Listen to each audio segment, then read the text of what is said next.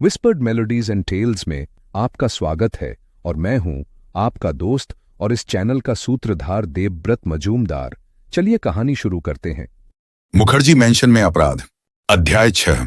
Mister Bhairavnath Mukherjee घर हिला देते हैं। पृथ्वीराज कुछ समय तक बैठा रहा, सिगरेट पीते हुए, जब सौमित्र उसे छोड़कर चला गया। जब अंततः वह बिस्तर में गया तो वह तुरंत नहीं सोया, बल्कि छत की लकड़ी की बीमों की ओर अंधेरे में टकटकी लगाए सोचता रहा। वह बस एक झपकी लेने ही वाला था, जिसमें शाम की घटनाएं एक विचित्र दुःस्वप्न में बदल रही थीं। तभी उसके सिर के ठीक ऊपर एक जोरदार धमाका हुआ और प्लास्टर का एक झरना उसके चेहरे पर गिर पड़ा, जिससे वह झटके से होश में आ गया। वह बिस्तर में बैठ गया, उसकी हर नस सतर्क और उत्तेजित हो गई। वह अगली घटना की प्रतीक्षा करने लगा और यह तुरंत ही हो गई। उसके सिर के ठीक ऊपर वाले फर्श से असामान्य आवाजें आने लगी। ऐसा लग रहा था जैसे कोई उग्र दानव भारी फर्नीचर के टुकड़ों को इधर उधर फेंक रहा हो, और उन धमाकों के बीच पृथ्वीराज को ऐसा लगा जैसे वह किसी की गहरी, लगातार बड़बड़ाती गालियों की आवाज सुन सकता है। कुछ क्षणों बाद उसने तय किया कि अब उठकर जांच करने का समय आ गया है। उसने जल्दी से अपना ड्रेसिंग गाउन पहना और गलियारे में निकल पड़ा, जहां सुबह की हल्की रोशनी धीरे धीरे अंधकार को चीर रही थी। यहां आवाजें और स्पष्ट सुनाई दे रही थीं। ऐसा लग रहा था जैसे कोई बड़ा संघर्ष चल रहा हो। सिर्फ पृथ्वीराज ही नहीं, बल्कि पूरा घर इस शोर से जाग चुका था। उसने सीढ़ियों की ओर दौड़ लगाई जहां से शोर आ रहा था, और वहां पहुंचकर उसे महसूस हुआ कि पुराने समय के आर्किटेक्ट ने उसके कमरे के ऊपर कोई और कमरा नहीं बनाया था, बल्कि एक चौड़ा गैलरी नुमा हॉल बनाया था, जहां से दूसरी सीढ़ियां नीचे उतरती थीं। वहां पहुंचते ही उसने जो दृश्य देखा वह बहुत ही असाधारण था। वही नौकर जिस पर उसने पिछली रात खास ध्यान दिया था, किसी से भिड़ा हुआ था, और वह दूसरा व्यक्ति भी पूरी ताकत से विरोध कर रहा था। नौकर अपने प्रतिद्वंद्वी पर जबरदस्त क्रूरता से हमला कर रहा था। फर्नीचर चारों ओर बिखर रहा था, और जैसे ही पृथ्वीराज नजदीक पहुंचा, उसने नौकर के मुंह से गालियों की एक अंतहीन धारा सुनी। पहली नजर में तो उसे लगा कि किसी चोर को रंगे हाथों पकड़ लिया गया है, लेकिन तभी लड़ाई करते हुए दोनों व्यक्ति एक खिड़की के नीचे से गुजरे, और उस हल्की रोशनी में पृथ्वीराज ने दूसरे आदमी का चेहरा देख लिया। यह देखकर वह हैरान रह गया, क्योंकि वह चेहरा किसी और का नहीं, बल्कि मिस्टर भैरवनाथ मुखर्जी का था, जिनकी विशेषताएं हमेशा मासूम और असहाय सी लगती थीं। अब तक सीढ़ियों पर और भी कई कदमों की आवाज सुनाई देने लगी थी, और अगले ही क्षण आधे से ज्यादा घर के लोग पृथ्वीराज के पीछे जमा हो गए। प्रशांत सन्याल अपने चमकदार ड्रेसिंग गाउन में सबसे आगे था। अरे, मारपीट हो रही है, उसने लगभग संतोष भरी आवाज में कहा, और बिना किसी और भूमिका के लड़ाई में कूद पड़ा। जैसे ही यह नया मोड़ आया, हंगामा और बढ़ गया। पृथ्वीराज तेजी से आगे बढ़ा और झुककर सीढ़ियों के पास पड़े किसी चीज को उठा लिया। यह इतनी जल्दी हुआ कि किसी ने इस घटना पर ध्यान नहीं दिया। प्रशांत सन्याल की ताकत और जोश ने लड़ाई को झटपट खत्म कर दिया। मिस्टर भैरवनाथ मुखर्जी उस कोने से उठे जहां उन्हें फेंक दिया गया था। वह लगभग दम घुटने की हालत में थे, लेकिन फिर भी बेवजह हंस रहे थे। इस बीच प्रशांत सन्याल ने नौकर का निरीक्षण किया, जो अब भी ऊंची आवाज में कुछ असंबद्ध बोल रहा था। यह आदमी पूरी तरह नशे में धुत है, उसने करीब से देखने के बाद घोषणा की। बिल्कुल लड़ने लायक शराबी, लेकिन अब नशा थोड़ा उतर रहा है। उसने नौकर को घृणा से धक्का दिया, जिससे वह लड़खड़ाता हुआ सीढ़ियों के किनारे से नीचे उतरता चला गया और फिर अंधेरे में गुम हो गया। क्या हुआ? यह सब किस बात का झगड़ा था? शुभेंदुनाथ मुखर्जी गलियारे में भागते हुए आया। उसकी आवाज चिंतित और थोड़ी झुंझलाई हुई थी। सभी की निगाहें मिस्टर भैरवनाथ मुखर्जी पर टिक गईं। वह बालकनी की रेलिंग के सहारे झुके हुए थे। उनके सुनहरे बाल उनकी आंखों पर झूल रहे थे। तभी पृथ्वीराज को पहली बार एहसास हुआ कि वह पूरी तरह से कपड़े पहने हुए थे, न कि पिछली रात पहनी हुई डिनर जैकेट में। उनका उत्तर उतना ही अजीब था जितना वह खुद। बिल्कुल विचित्र, उन्होंने अपनी हल्की ऊंची आवाज में कहा। यह आदमी मुझ पर टूट पड़ा, मुझे उठाकर डंबबेल की तरह व्यायाम करने लगा। शुरू में तो मैंने सोचा कि यह तुम में से किसी की शरारत होगी, लेकिन जब इसने मुझ पर कूदना शुरू कर दिया तब जाकर मुझे समझ आया कि मैं तो कत्ल होने वाला था, बल्कि एक नौकर के शराबी जश्न का शिकार। वह रुका और मूर्खतापूर्ण मुस्कुराया। फिर मैंने पलटकर वार करना शुरू कर दिया। वह आदमी पूरी तरह नशे में था, यह तो तय है, लेकिन मैं खुश हूं कि तुम लोग आ गए। मुझे यह विचार बिल्कुल पसंद नहीं था कि वह मुझे लेकर इस पुरानी हवेली के टुकड़े टुकड़े कर दे। मेरे प्रिय मित्र, मुझे इस घटना के लिए बेहद खेद है। उस आदमी को कल ही नौकरी से निकाल दिया जाएगा। मैं इसका ध्यान रखूंगा। शुभेंदुनाथ मुखर्जी ने वास्तविक चिंता के साथ कहा। लेकिन पृथ्वीराज इतनी आसानी से संतुष्ट नहीं हुआ। उसने तुम पर हमला कहां किया? उसने अचानक आगे बढ़ते हुए पूछा। तुम थे कहां? मिस्टर भैरवनाथ मुखर्जी ने पूरी मासूमियत के साथ उत्तर दिया। बस अपने कमरे से बाहर आ रहा था, वह रहा दरवाजा उधर। मैंने दरवाजा खोला और सीधे युद्ध के मैदान में पहुंच गया। वह अपनी कमीज के बटन बंद कर रहे थे जो लड़ाई में फट गई थी। पृथ्वीराज की नजर सीढ़ियों के ऊपर लगे बड़े घड़ी पर गई। समय 4:08 हो रहा था। मिस्टर भैरवनाथ मुखर्जी ने भी उस ओर देखा। हां, उन्होंने बेवकूफी भरे अंदाज में कहा। मैं हमेशा जल्दी उठता हूं। असाधारण जल्दी, पृथ्वीराज ने तीखे स्वर में कहा। आज तो खासकर। मिस्टर भैरवनाथ मुखर्जी ने हंसते हुए सहमति जताई और फिर सफाई देते हुए जोड़ा। मैं उन लोगों में से हूं जो अजनबी बिस्तर में सो नहीं पाते। और फिर तुम जानते हो, मुझे भूतों से बहुत डर लगता है। हालांकि मैंने कोई भूत नहीं देखा, लेकिन जब मैं कल रात बिस्तर में गया तो मैंने खुद से कहा, भैरव, इस जगह में भूतों की गंध आ रही है। और किसी तरह वह ख्याल रात भर मेरे दिमाग से निकला ही नहीं। इसलिए जैसे ही हल्की रोशनी दिखी, मैंने सोचा कि टहलना ठीक रहेगा। तो मैं उठा, तैयार हुआ और इस महाभारत के बीच आ गिरा। वह रुके और गहरी सोच में जम्हाई ली। मुझे लगता है कि अब मैं वापस सोने जाऊंगा, उन्होंने कहा जब सभी लोग उन्हें घूर रहे थे। अब टहलने का मन नहीं कर रहा। सच कहूं तो अब कुछ करने का मन नहीं कर रहा। तो चलो सब लोग शुभ रात्रि। अंकल भैरव अब 9:30 तक सोने जा रहे हैं। जब नाश्ते का कार्यक्रम शुरू होगा, उम्मीद है। यह कहते हुए उन्होंने हाथ हिलाया और अपने कमरे में चले गए। दरवाजा मजबूती से बंद कर लिया। जब पृथ्वीराज अपने कमरे की ओर मुड़ा तो उसने अपने बगल में एक पतली आकृति को देखा। वह निशिगंधा थी जो ड्रेसिंग गाउन में खड़ी थी। अचानक एक झुकाव महसूस करते हुए उसने धीरे से उससे पूछा, भैरवनाथ मुखर्जी को यहां कौन लाया था? निशिगंधा ने आश्चर्य से उसकी ओर देखा। अरे महुआ, मैंने तुम्हें बताया था, वे दोनों लगभग उसी समय आए थे जब मैं पहुंची थी। क्यों, तुम्हें इतनी दिलचस्पी क्यों है? मैं तुम्हारे लिए कुछ कर सकती हूं। पृथ्वीराज थोड़ा झिझका।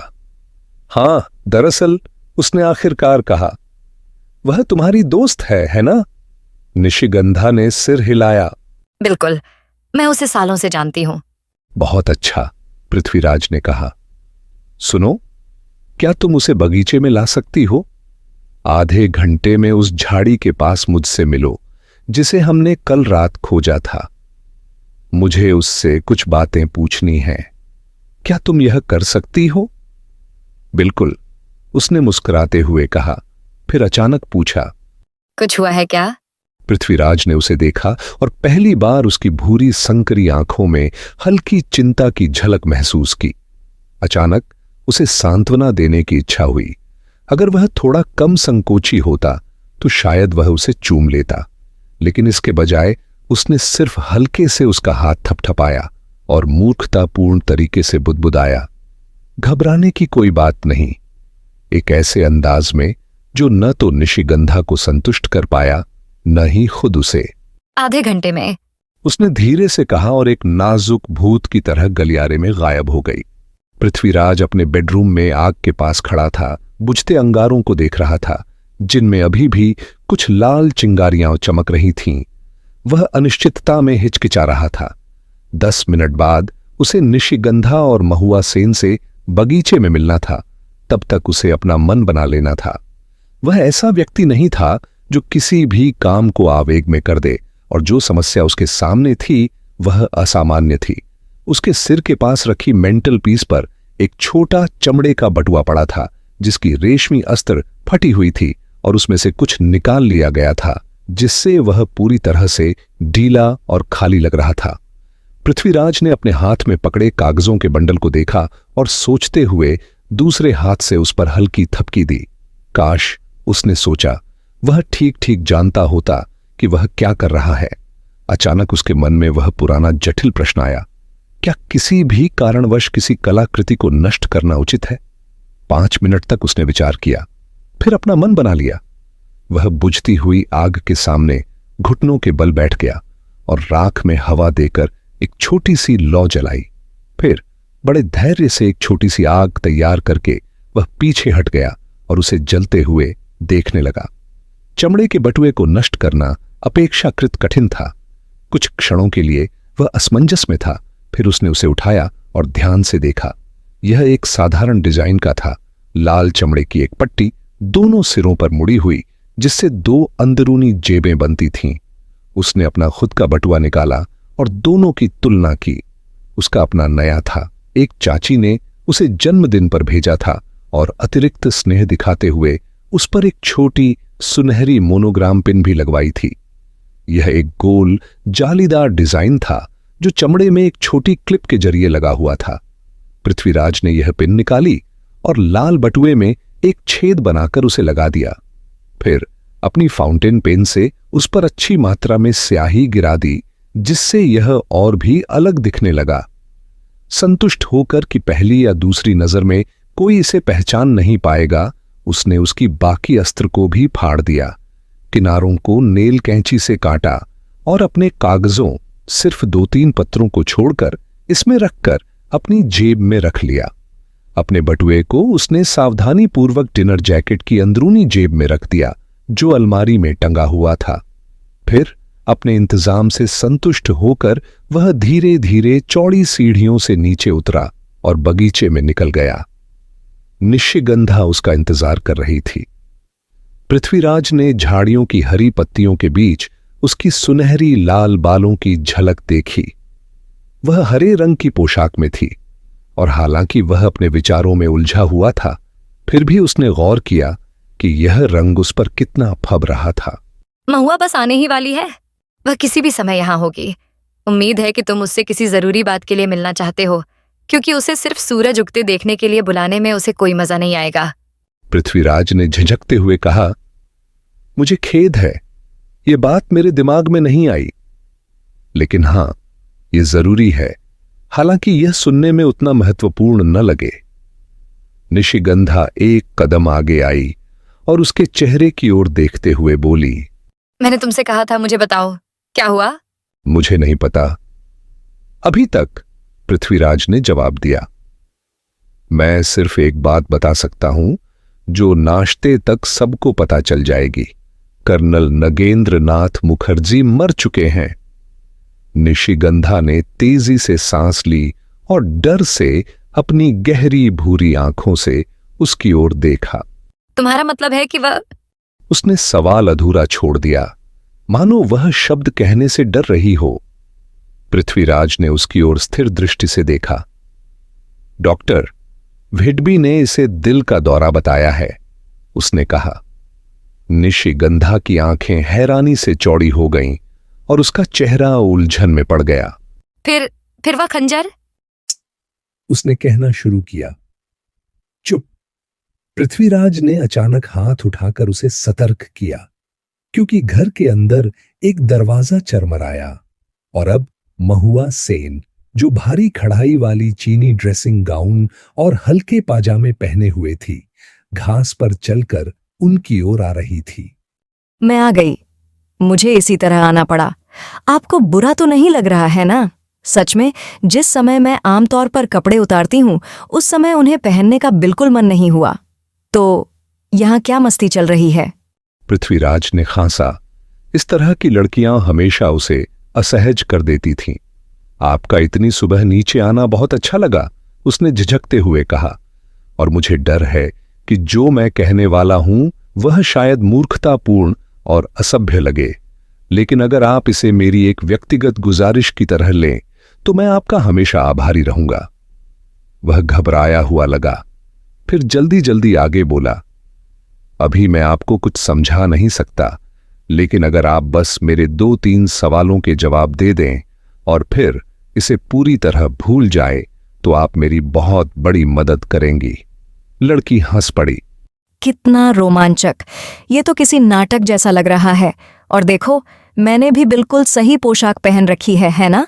मुझे लग रहा है मैं कभी भी गाना गाने लगूंगी। बोलो, क्या बात है? पृथ्वीराज अभी भी असहज था और उसकी आवाज में असामान्य संकोच था। बहुत धन्यवाद। असल में मैं आपसे मिस्टर भैरवनाथ मुखर्जी के बारे में पूछना चाहता था। मैंने समझा कि वह आपके दोस्त हैं।